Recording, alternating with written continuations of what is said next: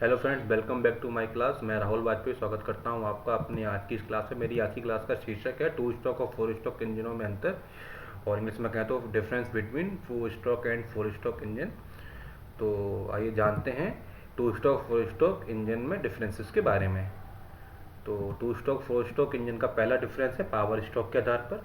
तो इसमें पहला जो पॉइंट है उसमें हम कह सकते हैं कि जो टू स्ट्रोक इंजन होते हैं उनमें क्रैंक शाफ्ट के प्रत्येक चक्कर में आपको एक पावर स्ट्रोक प्राप्त होती है, जबकि फोर स्ट्रोक इंजनों में क्रैंक शाफ्ट के प्रत्येक 2 रेवोल्यूशन में आपको एक पावर स्ट्रोक प्राप्त होता है। और जानते हैं दूसरे फैक्टर के बारे में, वाल्व और पोर्ट के आधार पर।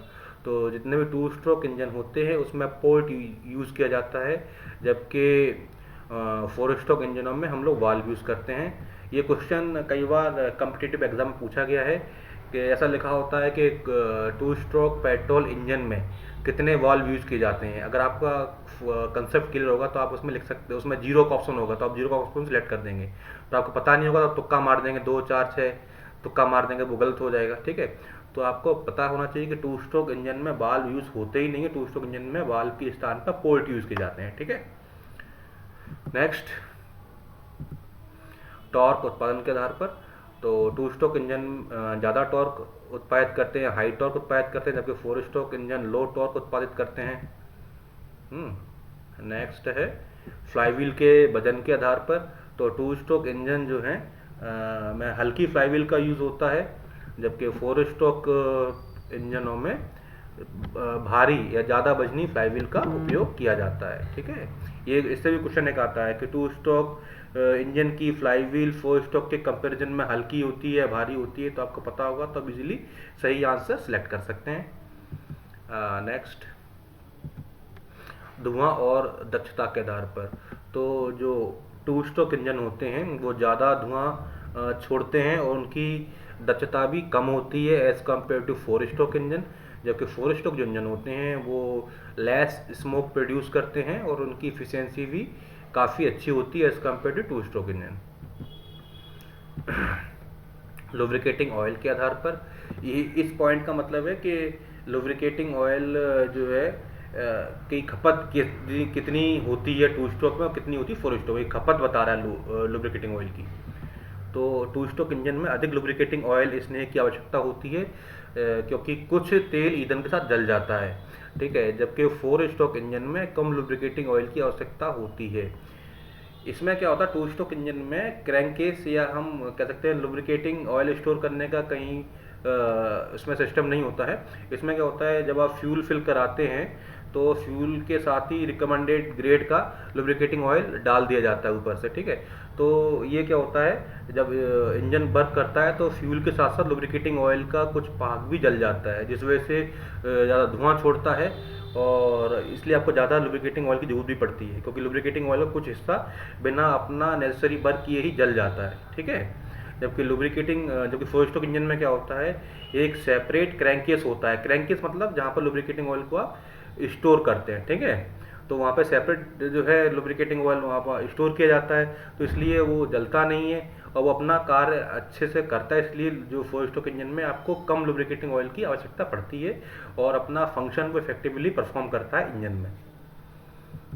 नेक्स्ट है उपयोग के आधार पर। तो टू स्ट्रोक इंजन का उपयोग स्कूटर, मोटरसाइकिल, मोटर टैंक और पानी के जहाज़ों में करते हैं, जबकि फोर स्ट्रोक इंजन का उपयोग आधुनिक motorcycle, car, motor boat, moped, aircraft इत्यादि में करते हैं। नेक्स्ट, शोर के आधार पर। टू स्ट्रोक इंजन वर्किंग के समय ज़्यादा शोर करते हैं, जबकि फोर स्ट्रोक इंजन वर्किंग के समय कम शोर करते हैं। ठीक है, मैंने उल्टा लिख दिया है पर बात वही है, फोर स्ट्रोक इंजन वर्किंग के समय कम शोर करते हैं, जबकि टू स्ट्रोक इंजन वर्किंग के समय ज़्यादा शोर करते हैं। ठीक है, ज़्यादा शोर करने का रीज़न यहाँ पे ये है कि इसका जो लुब्रिकेटिंग ऑयल है जो है बर्न हो जाता है मोस्टली। तो कभी कभी क्या है, पार्ट्स के बीच में फिल्म नहीं बन पाती है तो पार्ट्स टकरा सकते हैं, तो वो शोर होने की वहाँ से टेंडेंसी या वहाँ से चांसेस बन जाते हैं। ठीक है, नेक्स्ट है इंजन के आकार के आधार पर। जो टू स्ट्रोक इंजन होते हैं उनका आकार कम होता है as compare to four stroke engine. ठीक है, और ये कम जगह भी घेरते हैं। जब आकार कम है तो जाहिर सी बात है स्पेस रिक्वायरमेंट भी उसके लिए कम होगा। पर जबकि फोर स्ट्रोक इंजन जो है टू स्ट्रोक के कंपेरिजन बड़े होते हैं और बड़े हैं तो जाहिर सी बात उनका स्पेस रिक्वायरमेंट भी as compare to two stroke ज़्यादा होगा।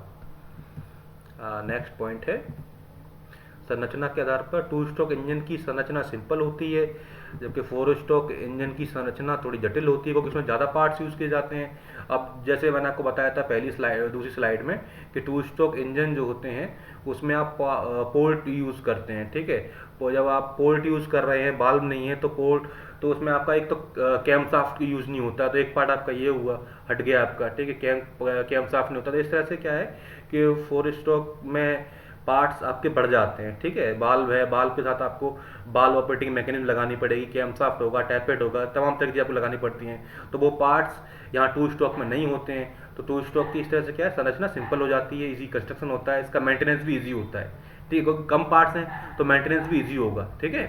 जबकि जैसे जैसे आपके पार्ट्स बढ़ते जाएंगे तो उसका मेंटेनेंस भी थोड़ा कॉम्प्लेक्स हो जाता है, आपको मेंटेनेंस करने के लिए एक्सपर्ट इंजीनियर की जरूरत पड़ती है, जबकि टू स्ट्रोक इंजन में ऐसा नहीं है, पार्ट्स कम है तो आपका मेंटेनेंस भी जो है आपका इजी होता है और मेंटेनेंस काफ़ी जो है कम खर्चीला भी पड़ता है आपको।